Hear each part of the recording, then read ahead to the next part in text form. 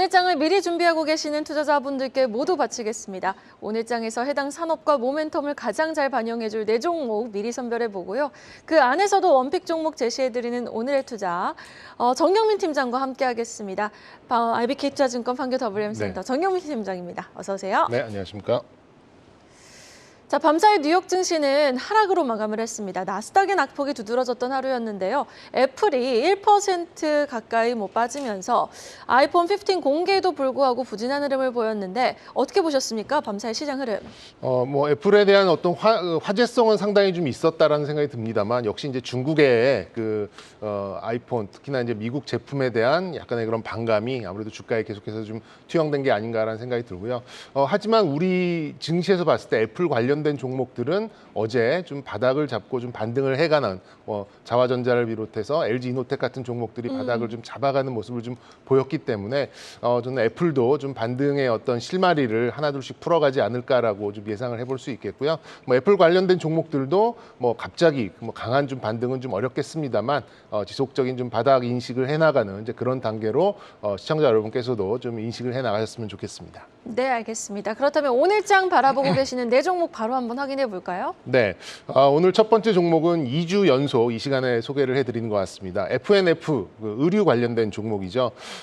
하반기 의류 성수기와 유커들의 대거 입국, 그리고 중추절에 방문할 예상 입국자들을 좀 감안해 봤을 때 특수를 누릴 수 있는 환경은 확고히 좀 다져져 있다, 이렇게 좀 말씀드릴 수 있겠고요. 역시 이제 MLB가 중국 현지 매장에 지금 1,100개를 향해서 지속적으로 좀 확장을 하고 있고, 거기에 이제 부가가치를 높인 이제 프리미엄 브랜드 듀베티카의 매장도 연내 20개가 넘어갈 것으로 이렇게 예상하고 있습니다.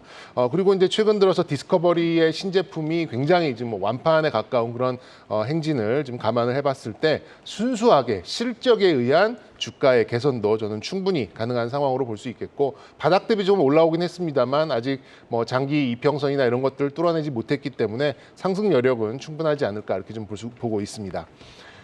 두 번째 종목은 파두입니다. 반도체 관련된 종목으로 좀 보시면 될 것 같고요. AI나 자율주행 등 대용량의 그런 데이터 처리를 위한 데이터 센터의 확장은 당연한 수순이겠죠. 고성능 메모리와 서버를 원활하게 연결을 하는 이제 컨트롤러 SSD의 수요도 지속적으로 상승할 수밖에 없다라고 생각하고 있습니다. 세계 최고 성능의 SSD 컨트롤러를 공급을 하고요. 만약에 이제 SK 하이닉스가 엔비디아와 테슬라의 어떤 납품이 조금 더 확대되는 그런 시점이 온다면 저는 강한 편승도 가능하지 않을까, 이렇게 좀 예상해 보도록 하겠습니다. 성장성을 감안하면 주가는 최근 들어서 꽤 올라오긴 했습니다만 아직도 더 상승할 여력은 충분히 남아 있다, 이렇게 좀 예상할 수 있겠고요. 세 번째 종목은 메디톡스입니다. 지금 저 사람이 이 시점에 신고가를 보이는 종목을 왜 가져왔을까 생각을 해보실 수도 있겠는데, 개인적으로 제가 지난 한 달간 방송을 했었던 관심 종목 중에서 가장 애착이 가는 그런 종목이었습니다. 네. 노이즈를 지우고 나면 호재와 새로운 밸류가 보인다라는 제목으로 제가 8월 8일 날 좀 소개를 해드렸었는데요. 균주 논란에서 승리할 가능성이 높아지고 있고, 뷰티 제품들의 강세 국면에서 보톡스는 화장품에 비해서 아직 주가가 제대로 반영되지도 않았다고 좀 생각이 들기 때문에 메디톡스는 향후에 좀 모멘텀을 보이면서 신고가 행진을 좀 이어가지 않을까, 이렇게 좀 예상을 하고 있고요. 마지막으로는 좀 마이크로캡 종목입니다. 생소하실 수도 있겠습니다만 저는 한 종목 정도는 이렇게 투자의 관점으로 좀 담아두셔도 괜찮지 않을까라는 생각에서 좀 선별을 해봤습니다. 강스템 바이오텍이라는 종목이고요. 시가총액이 1,000억이 조금 안 되는 이제 그런 아주 작은 종목입니다만 최근에 저도 이제 IR을 다녀오고 여러 가지 주변에 바이오 종목들의 강세를 좀 보면서 충분히 좀 부각될 수 있는 여지가 많다라고 좀 말씀드릴 수 있겠고요. 지금 제대열 유래 줄기세포 치료제 전문 기업으로 보시면 될 것 같습니다. 이 스템이란 뜻에서 이제 줄기세포의 의미가 좀 담겨져 있죠. 크게 아토피 피부염 치료제 3상과 또 골관절염 치료제 1상과 2-A상을 지금 진행 중에 있고요. 줄기세포를 분리하고 생산하고 그리고 임상 실험까지 최적화된 줄기세포 원스텝 플랫폼을 보유한 강소 기업으로 좀 보시면 될 것 같습니다. 세계 최초로 이제 줄기세포를 이용한 아토피 피부염 치료제의 임상 3상의 가치가 저는 주가에 아직 투영되지 않았다라고 좀 판단을 하고 있고요. 이제 또 내년 임상을 좀 완료를 하고 2025년 품목 허가가 나온다면 저는 퀀텀 점프가 가능하다라고 좀 보고 있고 또 이제 노령화에 따라서 이제 관절염 치료제의 어떤 가치도 임상에 따라서 지속적으로 좀 상승을 하면서 내년에는 기술 수출까지도 기대해 볼 수 있는 이제 그런 위치에 있기 때문에 작지만 주목해 볼 바이오 기업이다 생각이 들어서 오늘 마지막으로 강스템 바이오까지 제시해 드리도록 하겠습니다. FNF 파도, 메디톡스 그리고 강스템 바이오텍 네 종목 제시해 주셨습니다. 잠시 후에 원픽 종목 확인해 보도록 하고요. 이어서 김지훈 대표님이 바라보시는 네 종목 바로 확인해 볼까요? 네, 첫 번째 종목은 풍산입니다. 방산 부분의 실적 가시성이 높아지면서 하반기에 더 그 방산 쪽 탄약 관련돼서 실적에 대한 모멘텀이 나올 것이라고 보고 있고요. 지금 우크라이나 전쟁이 장기화되면서 포탄 공급에 대한 부족 현상이 지속적으로 계속되고 있습니다. 그래서 폭탄 생산 설비에 대한 재구축 상황이 나오고 있고요. 풍산 역시도 미국의 지금 포탄 공정, 폴란드에서 폴란드 정부의 요청으로 포탄 건설 공장을 추진하는 것으로 알고 있습니다. 그래서 폴란드에 이미 K2 전차 1000대, K9 자주포 672대에 납품한 이력이 있기 때문에 국내 대구경 포탄 증설이 상당히 긍정적으로 보고 있고 국내에도 이미 재고 비축된 소진 부분이 빠르게 소진이 되고 있습니다. 그래서 풍산은 역시 구리 가격에 영향을 많이 받는 신동 부분의 실적 약세를 실적 가시성이 높은 방산 부분이 벌크업을 해주면서 올해 사실 매출이 약 한 2% 정도 역성장을 예상했는데 아마 전년도 수준의 매출은 나올 것이라고 보고 있고요. 영업이익 단에서는 10% 정도 연간으로 실적 성장을 예상하고 있어서 내년에는 연간 영업이익 한 3천억 정도 체력을 예상하고 있지만 지금 PER 기준은 여전히 5배 정도 수준이라서 밸류에이션이 좀 부담되는 수준은 아니라고 좀 말씀드릴 수 있을 것 같습니다. 네, 두 번째는 엔캠인데요. 역시 전해액 전문 글로벌 탑4 정도에 해당될 정도로 생산 규모나 아니면 현지 캐파 기준으로 그다음에 뭐 기술력 측면에서 전혀 글로벌 업체 손색이 없다고 보고 있고요. 조지아주의 생산시설 증설 계획이 지금 잘 진행되고 있다고 밝혔습니다. 그 미국 쪽 외에도 지금 중국과 유럽에서 거점이 확충되는 대로 회사에서는 2025년까지 연간 매출 3조 6천억을 예상을 하고 있기 때문에 지금 과거 20년 동안 총 매출액의 30배가량 성장하는 규모고 작년 22년 대비해서는 7배 정도 매출 성장을 예상하고 있습니다. 가장 지금 현지화가 좀 잘 되어 있고요. 왜냐하면 이 전액 같은 경우는 보관하는데 특수 그 저장 용기에 보관해야 되기 때문에 그 특수 저장 용기 보관 자체도 비싸고 그다음에 그 기간이 짧습니다. 3개월에서 6개월이 최대인데 그래서 당연히 현지화가 필수인데 엔캠 같은 경우는 미국의 조지아, 그다음에 중국의 후지오 공장, 그다음에 유럽의 폴란드에 자체 이미 전해액 생산 시설을 보유하고 있기 때문에 현지화에 가장 좀 수혜를 받을 것이라고 보고 있고요. 당연히 미국 위주로 빠르게 공급만 재편되고 있기 때문에 당연히 전해액 쪽도 좀 수혜를 받을 것이라 보고 있습니다. 그래서 내년 말까지는 2024년 말까지는 최대 20만 톤까지 생산 능력을 나타낼 것이라 보고 있고 지금 최근에 GM에도 글로벌 완성차로부터 직접적인 수주 계약 논의가 좀 있다고 말씀드리겠습니다. 세 번째는 효성 첨단 소재인데요. 탄소 섬유의 이익 추정치가 계속 상향되면서 26년에는 50%까지 상향될 것으로 예상을 하고 있습니다.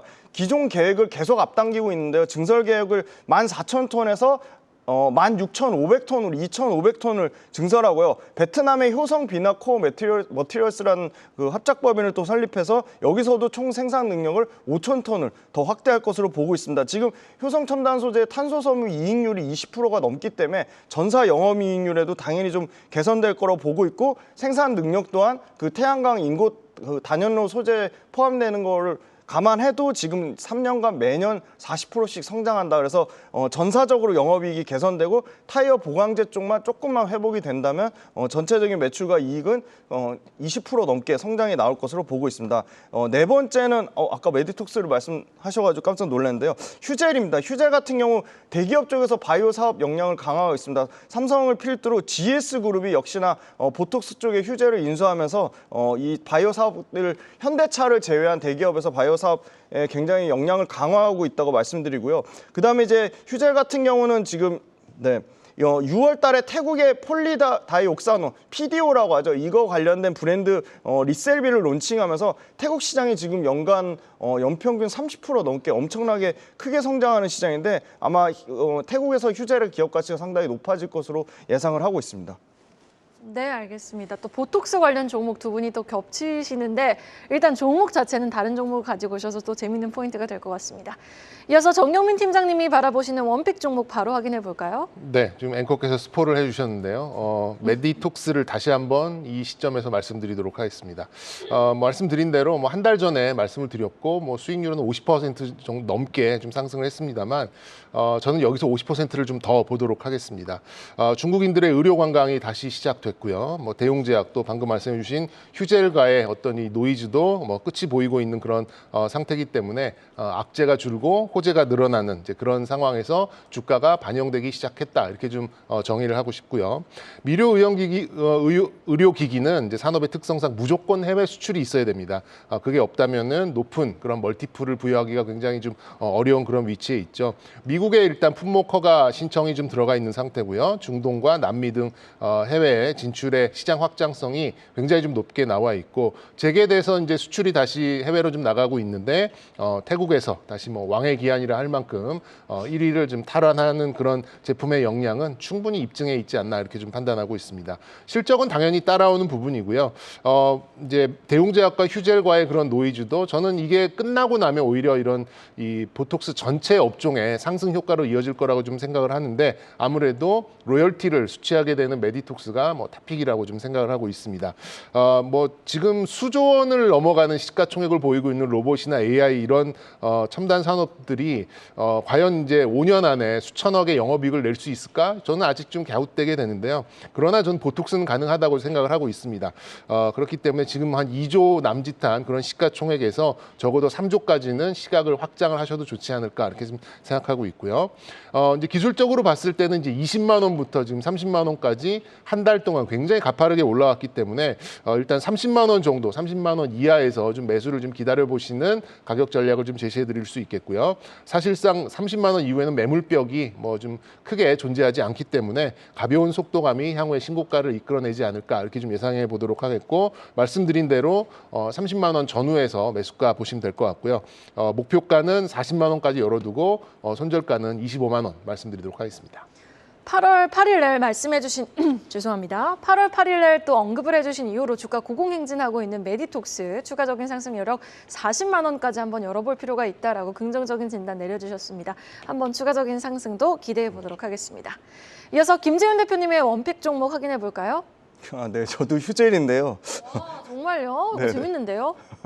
네, 구체적으로 말씀해 주시죠. 진짜 차장님 얘기하셔서 깜짝 놀랐습니다. 지금 이 휴젤 같은 경우도 지금 아까 태국 시장만 말씀드렸는데 굉장히 글로벌 진출 모멘텀이 다각화되어 있습니다. 홍콩하고 일본에서도 선전을 하고 있고요. 그다음에 대만 시장에서도 지금 상당히 좋은 호실적을 나타내고 있습니다. 그리고 최근에는 호주를 진출했고요. 그래서 글로벌로 가장 좀 다변화되어 있다고 보고 있습니다. 그래서 휴젤 같은 경우는 지금 전체 보톡스 관련된 시장 규모가 국내는 한 2천억에서 3천억 규모라면 글로벌 시장은 10조가 넘는 시장이기 때문에 아까 말씀 주신 대로 해외 수출 비중이 절대적이라고 보고 있고 휴젤 역시도 해외 수출 비중이 한 81%에 해당됩니다. 가장 먼저 중국에서 승인을 받았고요. 중국 시장은 톡신 시장이 한 8천억에서 1조 시장 규모인데 굉장히 이 파트너사 이 사환제약 가구의 그 재고가 많이 쌓였는데 재고가 급격하게 감소하고 있고 소위 말하는 그 그레이 존이라고 하죠. 법적 테두리를 벗어난 존에 대한 그런 불법적인 시술이 상당히 감소하고 있습니다. 그래서 다시 이제 그 평균 판매 단가까지 계속 올라가면서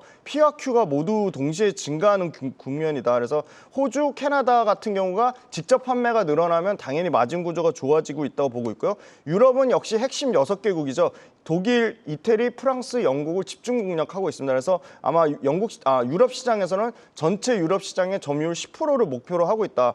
필러 쪽도 연평균 꾸준히 매출이 25%씩 성장을 하고 있습니다. 그래서 필러 쪽도 유럽 시장을 중심으로 시장 개척을 계속하고 있다고 말씀드리고요. 연간으로는 이제 보틀뇽 같은 경우는 연평균 지금 보틀렉스가 약 30%의 성장을 굉장히 높은 성장률을 보고 있는데 저는 가장 중요한 게 글로벌 지역별로 다변화되고 있다는 거죠. 중동, 북미, 남미, 동남아시아 모든 지금 아세안까지 포함해서 100개국 넘게 허가 론칭이 계획된 만큼 굉장히 확장성이 좀 크다고 보고 있습니다. 말씀 주신 대로 ITC 제소 관련된 거는 2024년 6월 10일 만료되기 때문에 그러면 전체적인 이 보톡스 업계 전반적인 좀 실적 개선에 대한 기대감을 가질 수 있다고 보고 있고요. 보틀렉스는 21년도에 이미 세계 인류 상품 인류 기업에 선정될 정도로 기술력이나 뭐 그런 품질력이나 인증에 대한 건 확실하다고 좀 말씀을 드리겠습니다. 그리고 FTA 지금 보안 요구서 받아가지고 이거 추가 제출하면 작년 10월 달에 두 번째 허가 신청했는데 지금 약간 보류된 상태거든요. 그래서 아마 내년 빠르면 올해 하반기 아니면 내년 1분기 안에는 FTA 승인을 예상을 하고 있습니다. 네, 알겠습니다. 구체적인 가격 전략까지 좀 제시해 주실까요? 네, 12만 원 밑에서는 지금 한 11만 7천 원 정도, 그러니까 지금 가격에서 한 4% 정도 조정 나오면 저는 매수가 가능한 가격대라고 보고 있고요. 1차 목표가는 14만 7,500원이고요. 손절가는 10만 원을 잡았습니다. 네, 알겠습니다. 메디톡스보다는 훨씬 좀 주가가 저점에 있는 것 같습니다. 그러한 부분도 좀 매력도가 될 수 있으니까요. 구체적인 가격 전략도 참고하셔서 투자 전략 가져가시면 좋을 것 같습니다.